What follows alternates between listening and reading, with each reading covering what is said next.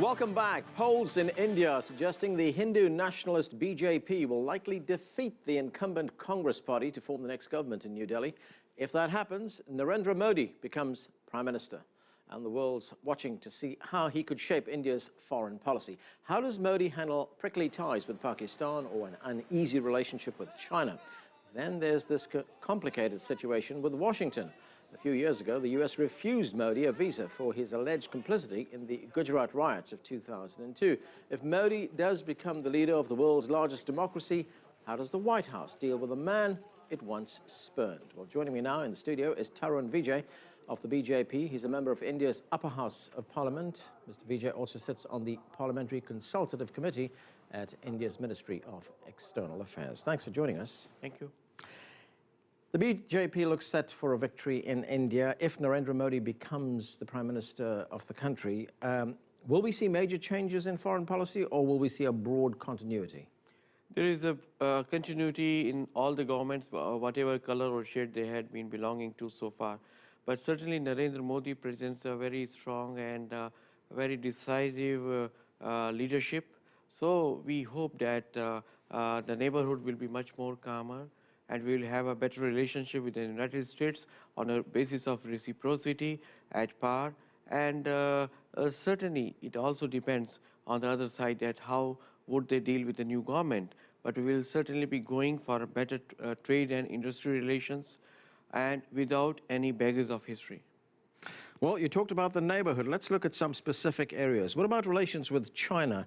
In February, Narendra Modi attacked what he termed, and I'm quoting here, Chinese expansionism in the disputed area of Arunachal Pradesh on their common border. Now, is he likely now, if he becomes Prime Minister, to adopt a more pragmatist approach to his relationship with Beijing, or will we see tensions rising?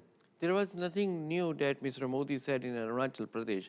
These have been the known positions of the RSS and the BJP for a long time. Even the government of India had been simply echoing the same voices. So this is a known position and nothing new about it. What Mr. Modi wants that the neighborhood should be calmer and we should be increasing our trade and relation with China also, cultural relations. He had been amongst those first Indian leaders in the recent times to visit China, and he had all the good things to say about Chinese friends. One of the biggest investment in India of the Chinese is in Gujarat, and they are doing very well. So I think there is a strong relationship between the Chinese investors and Gujarat, and I don't see any reason that why it cannot be replicated in the rest of the India. Whatever problems or whatever disagreements we have, we stick to the Vajpayee formula to resolve them on the table or through the talks, and nothing untoward should happen on the border. We believe in the continuity, we believe in peace and calm and increasing our bilateral relations, which has reached almost $80 billion a year, the trade, and we hope that $100 billion mark will be reached very soon, and the trade imbalance will also be addressed too. But if the intention is, as you say, to calm relations in the neighborhood, then should he be using terms like Chinese expansionism? I think this is something that had been in the Indian psyche since long, and I'm appreciative that the even Chinese have taken it in its stride, and they know that every Indian leader has this position. There is nothing new about it, and that's exactly the reason that we are talking to the Chinese through bilateral mechanism, and that mechanism has to be respected by all the governments. So will he adopt a more pragmatic approach with China? Very much As so. you just mentioned, he's going to put economic relations at the top of the agenda in his relationship with Beijing. It's an economy-driven government. It has to be an economy-driven government. And one thing that I would like to reiterate on this television show, that in the last 5,000 years, the relationship between India and China have always been growing. It's a saga of mutual cooperation, friendship, compassion. And just one time in the last thousands years, 62 had been one hurdle. But otherwise, there has never been a single gunshot fired on our borders. And when I was in Sichuan, one of the professors told me after my speech that, well, Mr. Vijay, there is a China in every Indian home today. And I smiled at him, said that, but there is an India in every Chinese home since the days of Buddha. So we are in every Chinese home through compassion, through love, through friendship. So that kind of a civilizational bond must light up our future path.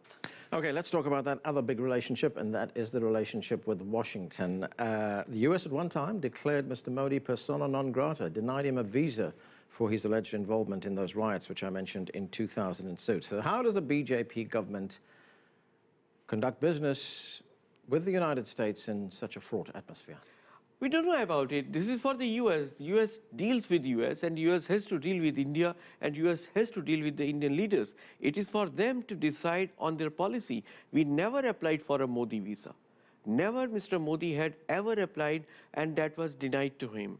It is for US to decide about their foreign policy, and they have to deal with a new emerging, greater, stronger, and very, very decisive India, which has voted, which is voting still against corruption, against unpredictability, against instability. So they will have to deal with an India which will be more transparent, more predictable, more strong and honest. So we leave it to the Capitol Hill. Why should we bother about it? We are for India. We are a pro-Indian government. Right, so will the ball be entirely in the court of the United States, Yes. or will India have to reach out in some way, make a gesture of some kind? Why should we make any gesture? We make gesture to all our friends, and all that gesture is that we want good and at par relationship, an equal partnership that is strategic, that is cultural, and that is based on our age-old values of democracy and respect for each other. There had been a couple of hurdles in the recent times, but that is for US to address those things and see that those kind of corrections have to be made or not made. We do not have any suggestions to US. What we want that if a billion smiles are there for our friends, they should also look at it that which other place on this planet is where they get so much of friendly people. No other place except India. To be fair, though, I mean, the United States has made some tentative steps towards repairing the relationship with India. I believe that the US ambassador to New Delhi had a meeting with Narendra Modi about a month ago. Yes, we are seeing it, we are watching it, and we will reserve our comments on that. Let them appoint a new envoy, let the new government settle down, and we hope that if there is a will, we have a clean slate to begin with. Mr. Tarun Vijay, thank you very much for joining Thank you very much. Thanks for coming in.